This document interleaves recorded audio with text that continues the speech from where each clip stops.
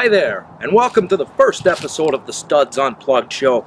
My name is Tommy Richard, and I'm the owner of True Stud Contracting, a local company based right here in Fort McMurray, Alberta. Now, should this video make its way to viewers in the States or abroad, that's in Canada, eh? Alright. Well, I suppose with this being the first episode and all, it warrants me giving you folks a bit of a background story on myself and this company of mine. So please stay tuned, and I hope you enjoy this.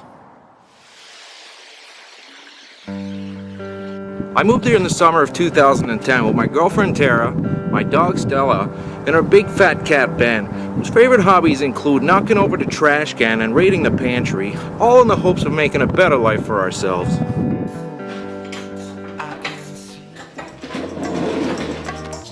So, to say the least, the first 4 years were really rough, but you know what? We both worked our butts off and we never stopped pushing ourselves. Tara working her way up to the role of executive director at the local SPCA, and myself almost always working 2 jobs and taking every course I thought might help me career-wise.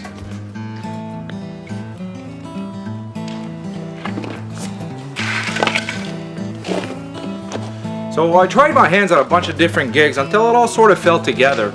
I started off with underground utilities work, installing and replacing water and sewer lines, storm drains, and anything else we jam under our streets. I then hooked up with a local contractor who's a great mentor, and I'm thankful and grateful for what I've learned in my time there. It's also where I met my main man, Morgan. So fast forward a few years, I'd been working in town and on site, running all sorts of gear and equipment, all the while always picking up extra hours working alongside Morgan. Around the same time, he left to go up to Yellowknife to be a foreman on a big job up there, and I started True Stud Contracting. I started getting jobs through friends and work relations of mine and Tara's. At the same time, Tara was also making great strides at the shelter. With a great team of mentors behind her, a bunch of local sponsors, donors, and volunteers, we all got together and built the shelter a brand new vet clinic, which was the culmination of a truly collaborative effort. So between all of us, it was a big milestone we were both really proud of. Everything was really coming together for us, and then the fire happened and we lost everything we owned. We were only renting at the time, and unfortunately, our insurance was nowhere near where it should have been. Our first years here were spent working so hard for everything we had. Every dime I made, I'd drop on courses or tools for my business, and Tara worked really hard on paying off her student loans. Anything extra we had went to our growing menagerie, as we always seemed to both take in the worst off cases coming through the shelter. So to finally get to a point where all our hard work was paying off and we were getting ahead, to lose everything was, to say the least, a real heartbreaker. Woo! Got our 3 pets with us. Couldn't leave them. Hey, we got Iggy. We got Stella. We got little Mike. We evacuated on Tuesday along with everybody else and came back in 3 days later on Friday with a special entry permit to help with the pet evacuation effort, which was probably the toughest and most rewarding experience we both ever had. We got medals for it, which is pretty cool. We also slept in my van for 5 nights with our 6 pets. That wasn't so cool. Then we all went back to a Bonnyville hotel exhausted, and we all got sick for a couple of days due to poor conditions. I guess lots of people got sick the first few weeks due to being crammed in shelters. Once we got to Bonnyville and got over being sick, it really started to sink in. For the first 2 weeks of the evacuation, we never had a chance to even think or deal with the fact that we had just lost everything, along with so many others. And the thought of starting all over again after being away from both our families for so long seemed so daunting. But we talked about it at length and decided to pick up the pieces. Tara would help out with the paperwork as she could, and I would keep on growing the business, because I'm the stud and you gotta keep on keeping on. This town was rebuilding and there's always more to be done. I got in touch with Morgan, got him on board, and we've been keeping busy plugging away building the True Stud brand ever since. And here we are today getting ready to help out another family and doing a show about it because it's something else I'm passionate about. So let's get the show on the go. Cheers, and we hope you enjoy it. But first, a word from the man, the myth, the legend, Captain Morgan Sims, the number 2 stud with True Stud. He's a full-blooded newfie and hails from the Rock, so don't mind his accent too much. It'll grow on you, bud. Action!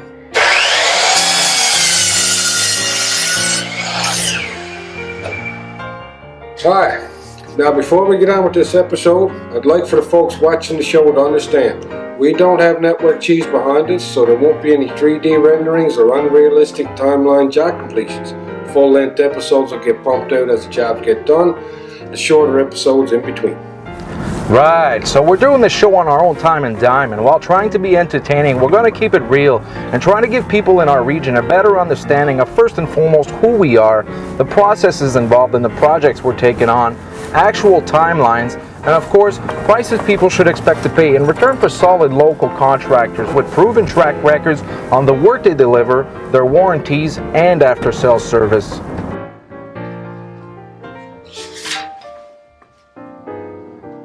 Well, hi there. I'm Rich Peterson, and thanks for joining me.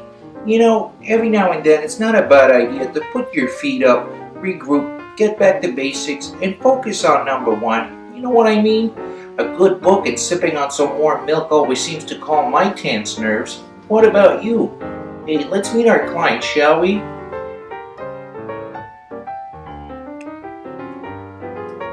Hi, my name's Mick, and this is my family.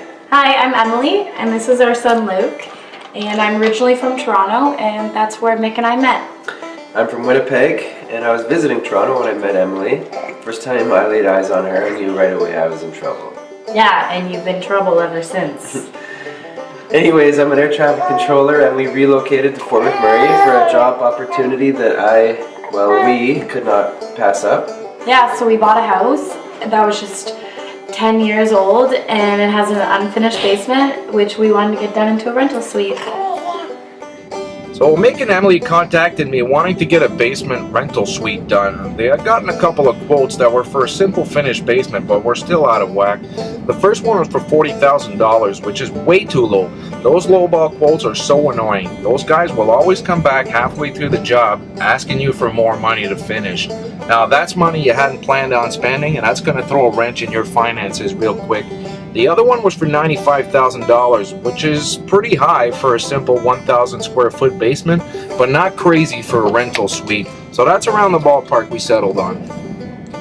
Right, so neither of us had ever been through this process. This is our first house. We were both, I guess you can say, green when it comes to finding a good contract.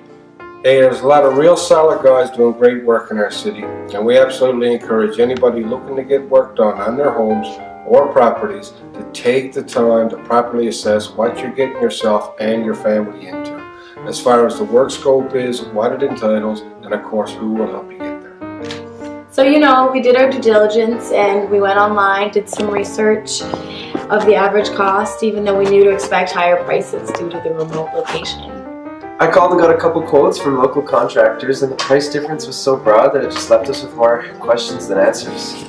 One night we were in bed and I was doing a Google search on local contractors to see what else we could find when I came across an ad for a company called True Stud Contracting.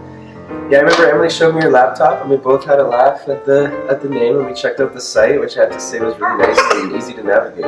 Yeah, right. It wasn't really late, and the contact page said it was open for another hour. So I told Mick to check it out and give it a call. Praise the Lord. Tommy answered. He was really easygoing in his way of asking questions and listening. It was a big relief. He asked me what I was looking for and why, so I told him we were looking to get our basement finished for investment purposes, and he just said, well, this is the starting price for a finished basement, and this is the starting price for a legal rental suite. He asked us how we had heard about him, and he offered to come by the next day and check it out, which he did, and here we are now. The basement is getting started, and we can't wait to see how it'll look. Mick and Emily are really easy clients. The only real demands that they made was to have the place be open concept. Emily wants some barn doors and a walk-in closet for the bedroom, and Mick wants a breakfast bar by the kitchen window. Well, with supply and demand being what it is, this town has a lot of rental vacancies at the moment. And I think it's a fairly accurate assessment to say that once summer hits and those hundreds of rental units get completed in Abassan and the rest of town, asking price for rental units will get even more competitive than they are now. I'm confident that the designs we came up with will give Mick and Emily's rental the edge it needs to get that space rented for them in no time. Alright, so going off the few requests that Mick and Emily made, we're going with a modern rustic look on this one, and we're totally going to use this open space to our advantage. We're going to have cedar plank feature walls in the living room and bedroom. Originally we wanted to have the living room feature wall to be centered, but a window on the right is throwing everything out of balance, so we're altering that to the corner, which will look even better. Once we get the TV mounted above a wall insert electric fireplace and nestled between two wall lanterns equipped with live flame LEDs, it will create a really cozy atmosphere. The bedroom feature wall will be centered with the bed and also get the same LED lanterns.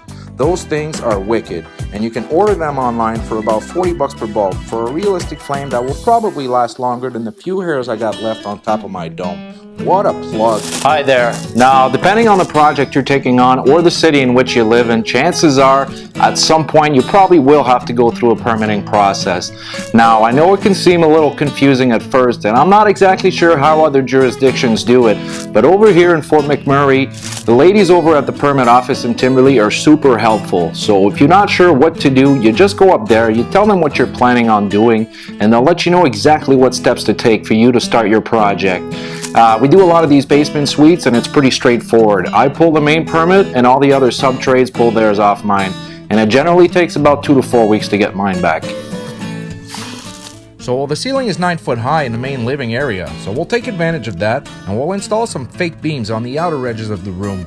We'll fill the inner space with pine slats with a decorative diamond-shaped pattern around the chandelier. It's relatively rough lumber, so we'll paint it white for a nice clean contrast. Hi, Gordon. Thanks for joining us in the G Studios today. Hey, not a problem, Tom. Thanks for calling me up. Right on. I brought Gord out here today to give us a bit of a rundown on his operation. He planed our cedar planks for us, but the footage we got over in his garage was a little too loud, so we just brought him out here today to give us a bit of a rundown on what he does and what processes are involved in all doing our planks, and also just a bit about himself. Yeah, I'm Gord Dancy. I'm out in Fort Mac here, and I work down at the hospital, but I'm a woodworking hobbyist. I have all the tools: joiners, planers, chop saws, table saws, edge sanders, all the goodies. And we're here today, I guess, to talk about the thickness planer that I've got. It's a helical thickness planer, which means that the head is twisted. So instead of chipping off the wood, it shaves it off smoothly to the side. It's got 3 rows of 32 cutter heads in it, and basically. We buy a lot of material, Tom, in the rough, because it's far too expensive to buy at the store because it's already dressed. Yeah. After you put it through the planer, that's dressing the lumber. It's important to remember when you buy it in the rough, you can take it down to any thickness you want, any smoothness you want, and you can bring out any grain you like. But it's also important to remember when you're planing to flip your boards, take equal amounts off both sides. Right. So you don't leave one side drier than the other. It could have the potential to warp. Sounds good. So on these boards right here that I brought you, how much did you end up taking off, and were they good to work with, and what? Okay, some of them were a little bit willy, but that's not bad. I run them over the joiner first to get a flat surface, and then I put them through the planer, and that makes the top parallel to the bottom. Right on. And from then on, I try to take off equal amounts. They were 3/4 inch boards, and I took approximately 3/16 off to get a pristine finish. Right on. Well, they look great, and I'm sure it's going to make an awesome feature wall. I want to thank you for joining us today. Hey. We look forward to having you again next Tommy, time. buddy, it's my pleasure. Always happy to come out. Cool. Moving on. Other than that, it's pretty straightforward. We'll have our bedroom here with a large walk-in closet, a decent-sized bathroom that can accommodate a 48-inch vanity. We'll have the laundry in our large utility room, build a closet under the stairs for extra storage, and this will be our kitchen. Alright, well, Morgan is all done with the framing and the trades are well underway. So usually once the framing is done for a legal suite, the next step is to get the HVAC guys in to install the new additional furnace. Then the plumbing and electrical work comes in, and this should all be done by the end of the day as well. Our next step will be to call in our first rounds of inspections. Once those go through, we'll start plugging away at the drywall. We only ran into one small issue while framing the walls, and we'll get the number 2 stud with true stud to give you a rundown on what happened. One of the issues we had to fix from previous work on this job is in both back corners of the basement was a frost buildup. So we peeled the poly off and took out the insulation to have a better look at what was going on. Put that tool down and listen up. I'm Angel Wood, and fixing other people's screw-ups is a daily part of my life. It's real simple, son. If it's broke, you fix it. You do not ever turn your back on the enemy, or he will establish a strong foothold and secure his position. The enemy I'm talking about is moisture, and much like your granddaddy's long-lost hairpiece, it's got no business inside your walls. Now you listen up and you listen good. The studs are the best damn unit that ever served under my command, and if they hadn't shot themselves simultaneously while trying to catch a turkey for the 2003 inaugural Thanksgiving luncheon, they'd still be in their uniforms today. I'm really proud of those boys, and to see them still helping out the public in their own fashion, gosh, it just brings a tear to my eye. Dismissed! What we found is that the outside 2x6 walls, which rest on this step foundation, were not insulated, which was bad enough, but that wall was also vapor barrier. Then the inside frost wall was insulated and vapor barriered again, which was where our problem came from. There was no insulation to stop the cold air at the outside walls, so once that air comes in and meets the warm wall, it condensates between those two layers of poly with no way to breathe. So we removed the middle layer of poly, insulated both walls, then put on the final layer of poly as it should have been. And that should take care of this problem. There was no signs of rot, so the issue wasn't too bad, but that's only because this house is fairly new. Over time, if unchecked, this probably would have ended up becoming mold down in these corners. Alright, our first rounds of inspections are done, so while Morgan is working on soundproofing the ceiling with insulation, I'm going to work on burning the cedar planks, the barn doors, and our piece of live edge from Mick's Breakfast Bar. I'll say, it's been a while, and getting used to burning the boards evenly took a few tries. I'm not too big on wiping them all clean afterwards, but burning them sure is fun. Okay, so I got a call from Morgan, and he's all done with the insulation, so we'll call her a day, and tomorrow we'll start putting up the drywall.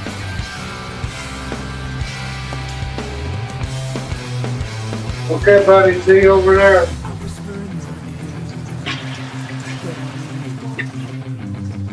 Jesus Christ, come on, man. I'll get you, dude.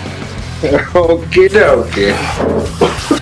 And it begins. Okay, so the drywall got delivered this morning, so Tommy's going to give me a hand to put up the ceiling pieces and the top wall pieces. Well, that's it for this episode, and thanks for watching. If you enjoyed our show, make sure to like and share it, and tune in to the next episode to see how our young couple's basement turned out. For the folks in Fort Mac, check out our website. We're always open and ready to help. And for folks elsewhere, thanks again for watching, and keep plugging away, baby. Together we can do anything.